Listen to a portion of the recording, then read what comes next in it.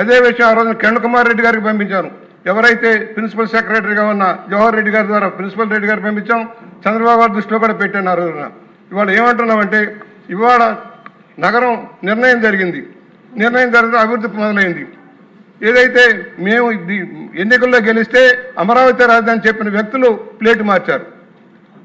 ఇక్కడ ఒక మాట చెప్పాలి అధ్యక్ష, కనకపు సింహాసనమన సునకాన్ని కూర్చోబెడితే ఏంటో గత ప్రభుత్వ పరిపాలకులు నిరూపించారు వాళ్ళు. ఇవాళ మేము అడుగుతా ఉన్నాం, ఏం చేశారు మీరు?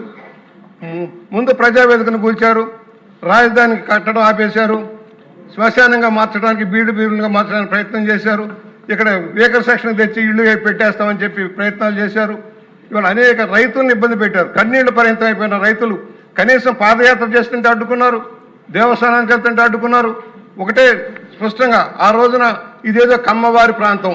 నేను అడుగుతా ఉన్నా, ఎవరైతే ఎస్సీ ఎస్టీలు 32% సార్, రెడ్లు 23% సార్, కమ్మవారు 18% సార్, బీసీలు 14%, కాపులు 9%, మైనార్టీలు 3%, ఇతరులు 1%, 100%లో ఇది సార్. ఇది కమ్మవారి ప్రాంతం ఎలా అవుతుందో మీరు చెప్పండి. అలాగే భూములు ఇచ్చిన రైతులు పెద్దవారు భూస్వాములు అన్నారు.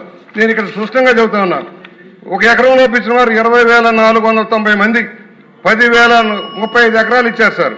2 ఎకరాల్లోపు 5,227 ఎకరాలు, 7,466 ఎకరాలు ఇచ్చారు సార్. 2 నుంచి 5 ఎకరాల పాటు 3,337, 10,104 ఎకరాలు, దాదాపు 28,000 ఎకరాలు ఇచ్చిన వాళ్ళు చిన్న సన్నకారు రైతులు అయినప్పుడు ఇది భూస్వాములు ఎలా అవుతారు సార్? వాడు పెద్దవారు ఇచ్చిందంతా కలిపితే 4,000 ఎకరాలు లేదు. కానీ తప్పుడు ప్రచారం చేసి ప్రజల్లో గందరగోళం సృష్టించి అధికారంలోకి వచ్చాక రాజధాని నష్టం చేశారు. ఏదైనా మనకొకటే, శాతవాహనుల దగ్గర నుంచి కాకతీయుల దగ్గర నుంచి కూడా ఇక్కడే కాకతీయ రుద్రం వచ్చింది సార్. మనం అసెంబ్లీ ప్రాంగణానికి దగ్గరలోనే శిలాఫలకం కూడా వేశారు, విడుదల చేశారు. ఇక్కడ రుద్రమదేవుడు మోటిపల్లిలో ఇప్పటికీ రుద్రమదేవుడు కట్టిన దేవాలయాలు ఉన్నాయి. రామలింగేశ్వర విశ్వేశ్వరరాయలు కూడా అక్కడ ఉన్నాయి. ఇవాళ వ్యాపార కేంద్రంగా మోటుపల్లి, కోడూరు, కృష్ణా జిల్లా కోడూరు కూడా ఆ రోజున చారిత్రలో ఉన్నాయి. ఇవాళ తీర ప్రాంతం ఉంది, సెంట్రలీ లొకేటెడ్ కనుక ఇవాళ మనం తీర్మానం చేసి పంపించడమే కాదు, ఇక ముందు ఎవరో కూడా ఇలాంటి సంకుచిత బుద్ధులు రావడానికి వీలేదు. చివరిగా 2 మాటలు సార్, ముందు చూపుతో వెళ్తున్నాడు నాయకుడు అవుతాడు. చంద్రబాబు గారు విజనరీ. ఆ రోజున విజన్ 2020 పెట్టినప్పుడు రకరకాలుగా మాట్లాడారు. మరలా రాజధాని అప్పుడు కూడా విజన్ పెట్టారు. వికేంద్రీకరణ, హైదరాబాద్లో జరిగిన నష్టం జరగకుండా ఉండాలంటే వికేంద్రీకరణ జరగాలని వివిధ రాష్ట్రాల్లో వివిధ ప్రాంతాల్లో అభివృద్ధి కార్యక్రమం ఎలా ఉండాలని నిర్దేశించి మనకు విజన్ ఇచ్చారు సార్. విజన్ ఒకసారి చదువుకుంటే అర్థమవుతుంది.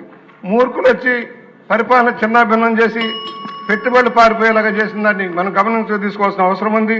ఇవాళ ఏదైనా సరే, ఒకటి పోలవరం ప్రాజెక్ట్ మనం ఆ రోజు అనుకున్నాం 2 ఎత్తిపోతల పథకాలు పెట్టాం కదా, 19,000 క్యూసెక్స్ తోటి కెనాల్ ఎందుకని అనుకున్నాం. అదే రోజున సీతాభద్రావుని ఈఎన్సీని అడిగాను, ఏమండి ఇంత కెనాల్స్ పెడుతున్నారు అవసరమా అంటే ఆయన ఒకటే చెప్పాడు, రాబోయే రోజుల్లో తెలంగాణలో ఎత్తిపోతల పథకాలు వస్తాయి, నీరంతా తరలించుకుపోతారు, ముందు ఎంత వస్తే అంత నీరు తీసుకోవాలి, తర్వాత రిజర్వాయర్స్ అంత ఆలోచించవచ్చు, బ్యాలెన్స్ రిజర్వాయర్స్ తర్వాత ఆలోచించవచ్చు, ముందు ప్రాజెక్టులు కట్టాలని. ఇవాళ అదే ప్రాజెక్టుకి 38,000 క్యూసెక్స్ కావాలని మనం అడుగుతున్నాం. అంటే ముందు చూపు అవసరం దేనికైనా సరే.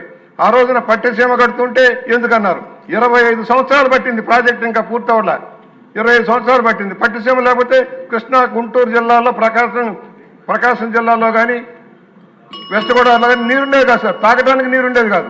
ముందు చూపుతో చంద్రబాబు గారు తీసుకున్న నిర్ణయం వల్ల సాధ్యమైంది.